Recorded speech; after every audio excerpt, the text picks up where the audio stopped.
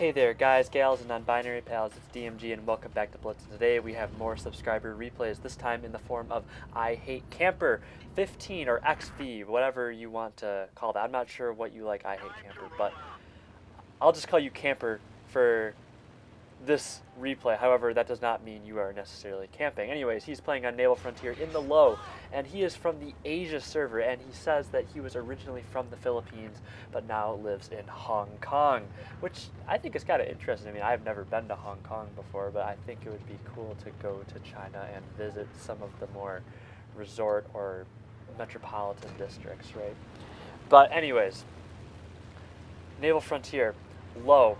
I Hate Camper said that he watched my Lowe video and then wanted to play his Lowe, and then he immediately got this game and said that it was such a helpful tips video for him that he was able to get this game under his belt. And you see him put that first shot into the IS-6, and he goes to APCR. I don't really think that's necessary. The Lowe does have fantastic penetration. But anyways, he's taking a great spot on Naval Frontier. This bush is so good to put in shots across, and it's not the best spot for slower heavy tanks like the Lowe because timing is so important for getting to that middle bush, as if you don't get there fast enough, all the heavy tanks cross in front of your guns and you don't get any shots, right? So you have to have a decently fast tank to get there, and the Lowe barely makes it there, and you may get 1 or 2 shots across as you see, but it's not something that I'd necessarily recommend all the time. Now, he's putting in great shots on that Pershing. I don't think he needs APCR for this. I mean, AP is perfectly fine for the Pershing, and the Lowe's gun is fantastic because you have good standard penetration, great bloom in terms of, you know, when you move the hull and the turret, the reticle does not flush out as much as on other tanks like an IS-5, right? Now he's putting in another great shot on that IS-5 over there, which does have terrible bloom. And he will now engage the RU-251. Great job going for HE here, right into the back for a nice full roll for HE. Lovely stuff there. However, now he must kill this RU, and his angles get a little bit iffy here. He comes out a little sideways, needs to angle a little bit. Oh, I almost forgot, right? Camper wanted me to give a shout out to his clan, Phoenix15. So there's your shout out. Good to see that you guys are on here watching the content. Love your stuff, so keep sending in more content for me to commentate on. Now, RU bounces there, and I Hate Camper does make a mistake there. Fires HE when he could just finish off the RU with 1 AP round, right? And he puts 2 HE rounds into that RU's front, but they fail to penetrate for full rolls. So it kind of sets him back there. Now the RU is around running free, and he will have to deal with him later. The RU flanks him, comes behind him. Luckily, it's a bounce. The Lowe does have decent amounts of side armor, and with a newly buffed front, the tank is very good in a frontal engagement. It's not as butter as it was, right? The best thing about the Lowe is that it makes a bunch of credits. You feel so comfortable playing it. The gun feels comfortable. You think this would happen in an IS-5 just so easily. The reticle just locks onto the target, and you can just press the button, and the shell goes where it's supposed to go 99.99% of the time. That's the feeling of consistency or security that you have with the Lowe, and you make a nice credit profit to boot. Now he is in a 1v4 situation, and the cap points are ticking up 2 caps, and it is already about 600 or the high 600s area. So he will need to make a decision somewhat quickly. Now he needs to take out these tanks. Lowe has great DPM compared to the IS-5. For every round the IS-5 puts in, the Lowe can put in 2. So you're going about 620 for 400. Now the Dracula wants to come around and take some, but I Hate Camper takes him out of the game with another round of AP. Now this has turned I Hate Camper's 1v4 into a 1v2, and now the Tiger wants to come around. He needs to be very careful. The Pershing could come around and flank him. He needs to keep killing because the cap points are still ticking up. The Tiger does have the stock turret, which means he has the stock gun, so not too much trouble there, but still another gun removed from the game prevents the flow of points from ticking up just so fast. Now the Pershing pens him, and now he's reduced to a one-shot. Pershing has lovely APCR penetration, so all the Pershing needs to do is go for a APCR round, and Camper is dead. Now he returns fire with a lovely AP round, and then the Pershing backs off. He makes another lovely decision here by switching to HE here, seeing if he pen the butt of the American tank. That's exactly what I would have done. Doesn't get the right angle for it, so immediately goes back to AP and tries to go for a high roll. Does not get it. Now that Pershing, oof, that's a little scary there, but luckily bounces him. I'm not sure whether that was an APCR round or an AP round. I didn't see the damage blocked number, but regardless, great game. Pershing probably would have killed him if it was an APCR round. However, with the poor AP penetration of the Pershing, does not penetrate if that's the case. Anyways, I Hate Camper ends up with about 3,000, I believe, 3,000 damage, or it was 5,000. I'm like I said, I'm not able to see because as the screen is so small.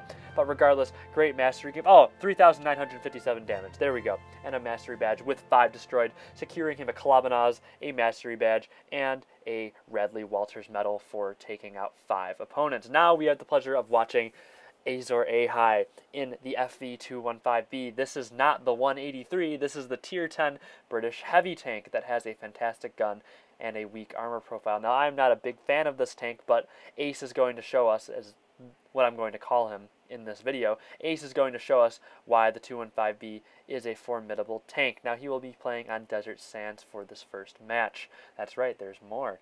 But keeping on this match, he's going to make a very odd move, which I'm not so sure I feel is the best. Gets spotted, and it's quite risky, but he escapes. So there we go. He's up here. He can put in shots across, and he is ready to help out at A if necessary. Now, this... Ooh, I think that's a fail tuning matchup, right? It looks like a T-34. I'm not really sure. But anyways, there's an M103, easy rounds. FV215B has a fantastic weapon, and that really is the truly one defining feature about this tank, is that its gun is just superb. The DPM is just mows through most mediums. It has more HP than mediums, so whenever they try and circle you, you'll be able to keep up. It also has a rear-mounted turret and good traverse, which means they have to get all the way around you to get shots into you. And this is where the 215B is so dangerous, because while the Object 140 has uber high DPM, the 215B is able to compete. However, gun depression is kind of an issue right now for Ace, as his DPM seems to have been wasted for about 10 or 15 seconds or so as he tries to find a good angle to put in shots. Now, he is platooning with another player, and both of these guys are from my clan currently, SRT. That is Sparta. So this is always fun to commentate on a clanmate's replay. Now, he's going to put in another few lovely shots in this moment, but he's already been reduced to a one-shot, and the enemy team still has 6 tanks. So now it's a master of using the DPM and using Lovely Hush, which has 120 millimeters of penetration. Will he go for it? He will, and gets a lovely fire on the M103. There you go. I said it again, M103. That's right. I am very intricate like that. Anyways, he puts in a lovely round into the IS-4, kills him, and now it is a 5v4. There is a one-shot all the way near the C-cap and another one-shot all the way over there. I can't really see what those tanks are, but we will get to them, or hopefully Ace's team will take them out. IS-7, most armored frontal tank in the game, maybe in certain scenarios, right? You could argue that the E100 or the Mouse does have very strong frontal profiles, but IS-7, man, although the IS-7 turret is extremely strong, the 215B turret, not the turret, but the gun, or the penetration on the gun, is enough to go through the side of the turret. And it was so good, because even the IS-7 side turret is very, very difficult to pen. But the 215B's APCR penetration is, what, I think 329 millimeters around that. So it's more than enough to penetrate the thick armor of the IS-7. Now, he needs to engage. There is an E100, and it's starting to get kind of dicey here. Oh, and that is a T-34 Indy. I knew it was a T-34 because of the skin, but anyways, he's going to use the dead carcass of this fail tune here to protect himself, and he needs to be very careful. 1 AP round from the E100 will take him out of the game.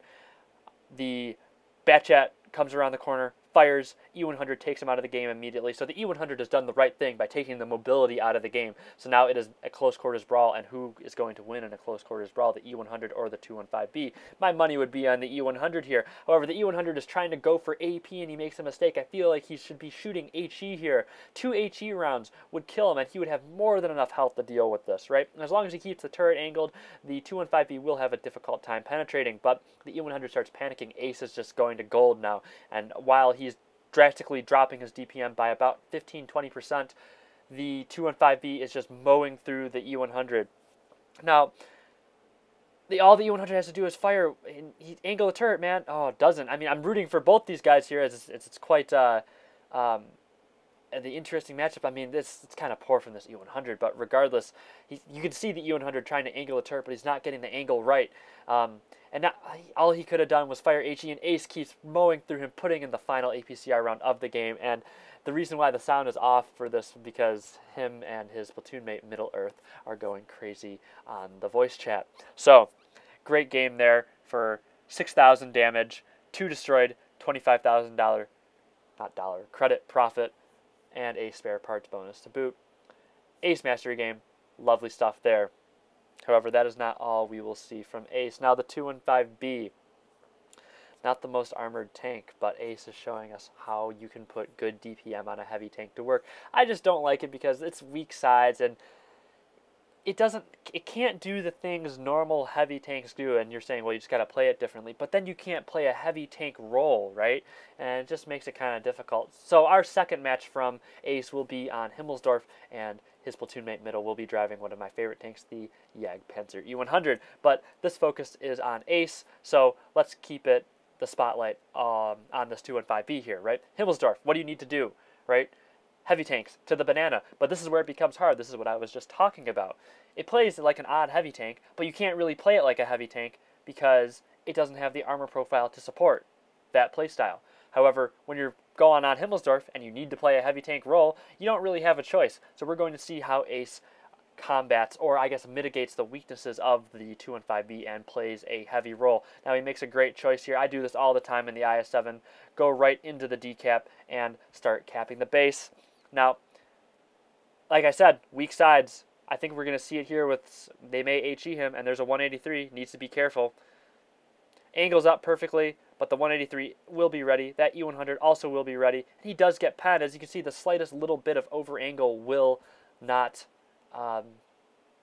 yield good result. And yes, you can say that in any tank, but the margin for error in the 215B is so small, let's say, compared to that IS-4 right there, whereas you can angle it a lot. There are lots of different angles where you can put it at to make it effective, whereas the 215B has a much wider, narrower arc of angles you can use, right? However, he's wants to cat the base, finally gets it, and it was funny because his platoon mate Middle Earth in the chat was saying that if he only got another good game in this tank, it would be great, like another ace tanker, right?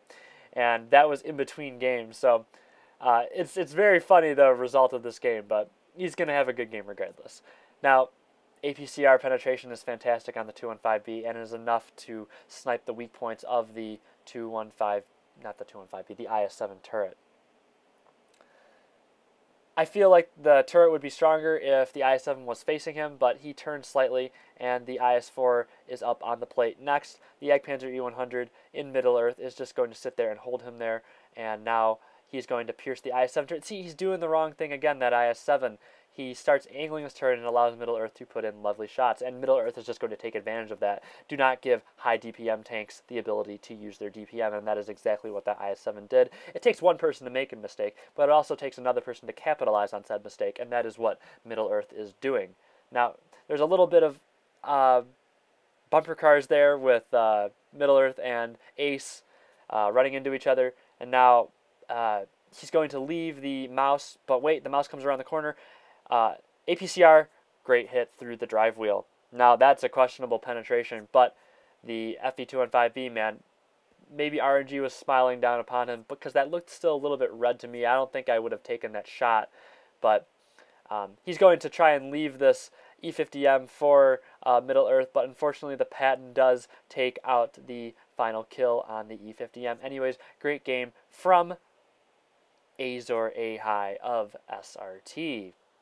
Let's take a look at the post-game results. Now you will see him pick up another Mastery Badge for only 3,800 damage and 1 destroyed. And you're thinking, how is this a Tier 10 Mastery? I think it was because he actually got in the base, and then since he was at the front line, he was spotting all the targets, and he was the closest one to the target. So any fire or any damage that the enemies took was also chunking onto his XP as well.